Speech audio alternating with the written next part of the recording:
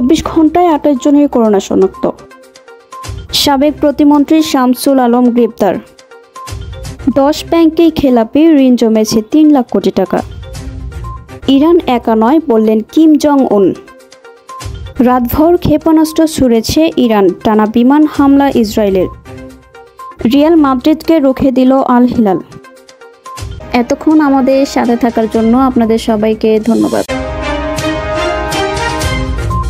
দেশে গত 24 ঘন্টায় 28 জনের শরীরে করোনা ভাইরাস শনাক্ত হয়েছে। শনাক্তের হার 9.09%। তবে এই সময় ভাইরাসটিতে আক্রান্ত হয়ে কারো মৃত্যু হয়নি। গতকাল মঙ্গলবার 17 জুন সকাল 8টা থেকে আজ বুধবার 18 জুন সকাল 8টা পর্যন্ত 308টি নমুনা পরীক্ষায় 28 জনের করোনা শনাক্ত হয়েছে। চলতি বছরে এখন পর্যন্ত ভাইরাসটিতে আক্রান্ত হয়ে 7 জনের মৃত্যু হয়েছে, আর করোনা শনাক্ত হয়েছে 359 জনের।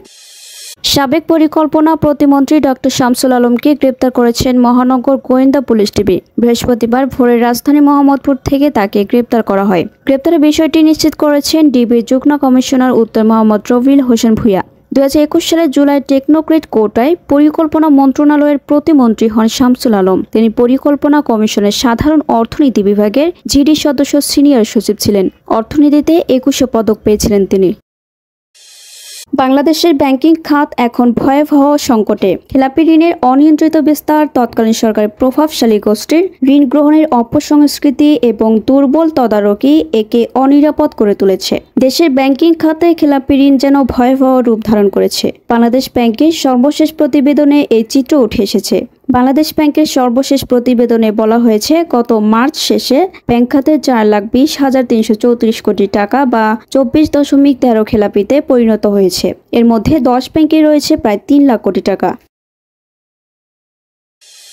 ইরানে ইসরায়েলের হামলা নিয়ে মুখ খুলেছে উত্তর কোরিয়া। দেশটি ইরানের পক্ষে এবং ইসরায়েলের আগ্রাসনের বিরুদ্ধে হুঁশিয়ারি দিয়েছে। উত্তর কোরিয়ার নেতা কিম জং উন আন্তর্জাতিক সম্প্রদায়ের দৃষ্টি আকর্ষণ করে এক সরকারি ভাষণ দিয়েছেন। সেখানে তিনি ইরানের বিরুদ্ধে চলমান সামরিক পদক্ষেপের প্রতি তীব্র অসন্তোষ প্রকাশ করেছেন। উন জোর দিয়ে বলেছেন, এই সংঘাতে তেহরান একা নয়। কিম জং উন বলেন, এই যুদ্ধে ইরান একা নয়। উত্তর কোরিয়ার সেনাবাহিনীকে যুদ্ধ প্রস্তুতির সর্বোচ্চ স্তরে নিয়ে আসা হয়েছে। আমরা কঠিন সময়ে আমাদের মিত্রদের ত্যাগ করি না, আমরা ইরানকে সম্পূর্ণরূপে সমর্থন করি। মার্কিন যুক্তরাষ্ট্রের সামরিক আগ্রাসন এবং চাপ নীতি আমাদের জানা। আমরা আমাদের বন্ধুদের পাশে দাঁড়িয়ে আছি। ইরানে ইসরায়েলের হামলায় মার্কিন প্রেসিডেন্ট ডোনাল্ড ট্রাম্পেরও কঠোর সমালোচনা করেছেন।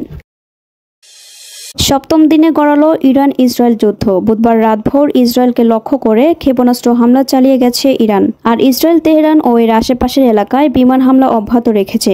আল জাজিরা প্রতিবেদনে বলা হয়েছে, বুধবার রাতে ক্ষেপণাস্ত্র নিক্ষেপ অব্যাহত রেখেছে ইরান। এসব ক্ষেপণাস্ত্রের মধ্যে প্রায় 8 বা 9টি ইসরায়েলিরা আটকে দিয়েছে। হামলা অব্যাহত রেখেছে ইসরায়েলও। ইসরায়েলি সেনাবাহিনী টুইট বার্তায় লিখেছে, তারা তেহরান ও ইরানের অন্যান্য অঞ্চলে একের পর এক হামলা শুরু করেছে। এদিকে ওয়াশিংটন ভিত্তিক হিউম্যান রাইটস অ্যাক্টিভিস্ট জানিয়েছে, ইরান ইসরায়েল যুদ্ধের 7ম দিন পর্যন্ত ইরানে ইসরায়েলি হামলায় কমপক্ষে 639 জন নিহত হয়েছেন। মানবাধিকার সংস্থাটি জানিয়েছে, তারা ইসরায়েলি হামলায় এখন পর্যন্ত নিহতদের মধ্যে 263 জন বেসামরিক নাগরিক এবং 154 জন নিরাপত্তা বাহিনীর সদস্যকে শনাক্ত করেছে।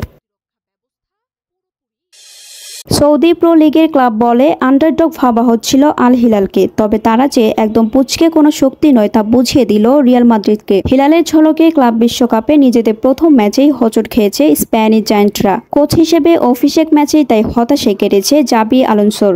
যুক্তরাষ্ট্রের মায়ামির হার্ড রক স্টেডিয়ামে ক্লাব বিশ্বকাপের গ্রুপ পর্বের ম্যাচ আল হিলালের সঙ্গে 1-1 গোলে ড্র করেছে রিয়াল মাদ্রিদ। এতক্ষণ আমাদের সাথে থাকার জন্য আপনাদের সবাইকে ধন্যবাদ। পরবর্তী সংবাদ দেখার জন্য আমন্ত্রণ এবং সাবস্ক্রাইব করে বার্ড নিউজের পাশে থাকুন।